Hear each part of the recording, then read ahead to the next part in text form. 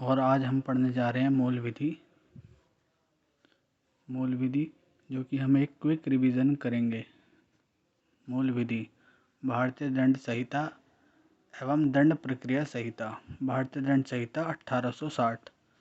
भारतीय दंड संहिता 1860 में विभिन्न प्रकार के अपराध तथा उनके लिए दंड वर्णित किया है। भारतीय दंड संहिता में दिए गए प्रस्तावना के अनुसार भारत के लिए एक साधारण दंड संहिता का उपबंध करना समीचीन है। भारतीय दंड संहिता का प्रारूप रूप के प्रथम विधि आयोग के अध्यक्ष लॉर्ड मैकाले ने तैयार किया। संहिता में 23 अध्याय हैं तथा 511 धाराएं हैं। भारतीय दंड संहिता 1 जनवरी 1862 को लागू हुआ। यह दंड संहिता संपूर्ण पूरे भारत में लागू है। आज पहले जम्मू कश्मीर में 370 थी, तो वहाँ पे चलता राजवीर पेनल कोड, लेकिन वो हटा दिया गया है। अब यही चलती है भारतीय दंड संहिता। अपराध की परिभाषा।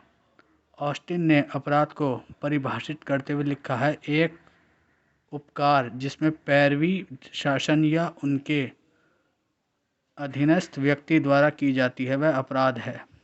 सर्जन स्टीफन के अनुसार अपराध एक ऐसा कार्य को कहते हैं जो विधि द्वारा निषिद्ध एवं समाज की नैतिक संवेदनाओं दोनों के विरुद्ध होता है। कैनी के अनुसार अपराध एक ऐसा दोष है जिसकी अनुशास्ती दंड है तथा जो किसी सामान्य व्यक्ति द्वारा क्षम्य नहीं है, और यदि वह क्षम्य है तो केवल सम्राट द्वारा है। ब्लैक स्टोन के अनुसार निषेध या आदेशित करने वाली सार्वजनिक विधि के अतिक्रमण के रूप में किया गया कार्य या लोप अपराध कहलाता है। ये तो हुआ एक तरह से इंट्रोडक्शन। अब है यहाँ से भारतीय दंड संहिता। अपराध के 4 तत्व होते हैं। पहला, मानव आपराधिक मनस्थिति। भाई इसकी क्या मनस्थिति है, क्या मेंटलिटी है। दुराशय आपराधिक कृत्य, क्या काम किया। कार्य द्वारा किसी दूसरे मानव या संपूर्ण समाज को एक क्षति, यानी कि एक मानव की उसकी क्या मनस्थिति है, क्या सोच है उसकी। उस सोचने के बाद उसने क्या काम किया, जो काम किया उससे दूसरे पर क्या प्रभाव पड़ा या समाज में एक क्या प्रभाव पड़ा। तो इसमें है पहला आपराधिक मन स्थिति, यानी कि मेंसरिया यानी कि मन स्थिति। तो इसमें पढ़ लेते हैं। अपराध के किए जाने में मन स्थिति का महत्वपूर्ण स्थान होता है। आंगल विधि का यह मूल सिद्धांत है कि मात्र कार्य किसी व्यक्ति को अपराधिक नहीं बनाता यदि उसका मन अपराधी ना हो, यानी कि एक्टस नॉट फैसिट्रीम निसिसिट्रिया। चलिए छोड़ दीजिए, इसका मतलब ये है यदि उसका मन अपराधी ना हो, यानी कि वो गिल्टी ना हो। मन स्थिति के संबंध में विख्यात अपराध शास्त्री लॉर्ड कॉक ने कहा है कि कोई कार्य स्वयं में तब तक अपराध नहीं हो सकता जब तक कि वह आपराधिक मन स्थिति से न किया गया हो।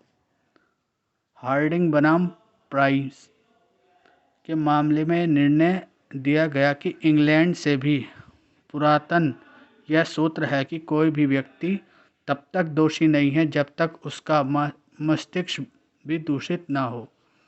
यानी कि हार्डिंग बनाम प्राइस एक ही मामला है इंग्लैंड में। इन्होंने ये कहा है कि कोई भी व्यक्ति तब तक दोषित नहीं हो सकता, तब तक उसे दोषित नहीं करार दिया जा सकता जब तक उसका मन यानी कि मेंस रिया मन स्थिति दूषित ना हो। आउटलाइंस का क्रिमिनल लॉ कैनी की पुस्तक है। आउटलाइन एक क्रिमिनल लॉ कैनी की पुस्तक है। Commentaries on the laws of England Blackstone की पुस्तक का नाम है। याद रखना है, commentaries outlines general view of criminal law England Stephen की पुस्तक है। ये 3 पुस्तकें हैं। एक तो हुई आउटलाइंस, जो किसने दी है, कैनी लॉ ने। दूसरी है chemistries of the law and England, ये बेलेस्टोन की पुस्तक है। General view of criminal law, ये है स्टीफन की बुक। ये 3 बुकें हैं। ठीक है। आपराधिक मनस्थिति में मामले संबंधित हैं। आपराधिक स्थिति यानी कि मनस्थिति में कौन कौन से मामले हुए हैं। जैसे पहला हार्डिंग बनम प्राइस, जो अभी बताया था। ठीक है। दूसरा है आर बनाम प्रिंस, प्रिंस और प्राइस से याद रखना।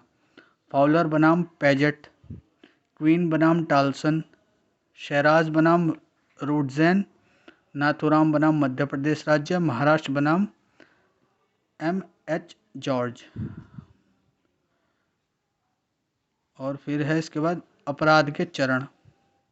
अपराध की निम्नलिखित अवस्थाएं होती हैं। पहला आशय, दूसरा तैयारी, तीसरा प्रयत्न, चौथा अपराध का पूर्णयन।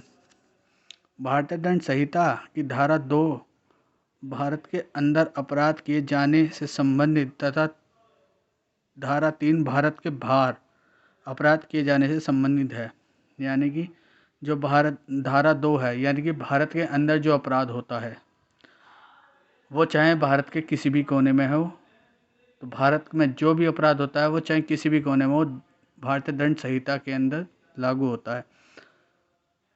धारा 3 कहती है भारत के बाहर अपराध किए जाने से संबंधित। यानी कि भारत के बाहर कैसे, मान लो कोई घूमने गया भाई, उसने कुछ एक्सीडेंट वगैरह कर दिया अगर दूसरे कंट्री में, तो ये धारा वहाँ भी लागू होंगी। धारा 2 के अनुसार यदि कोई व्यक्ति बाहर के भीतर अपराध करता है तो वह इस संहिता के अधीन दंडनीय होगा।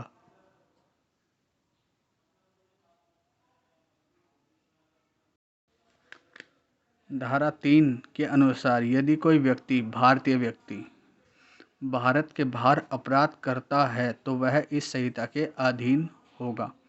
धारा 4 के अनुसार निम्न व्यक्ति द्वारा किए गए अपराध पर यह संहिता लागू होती है।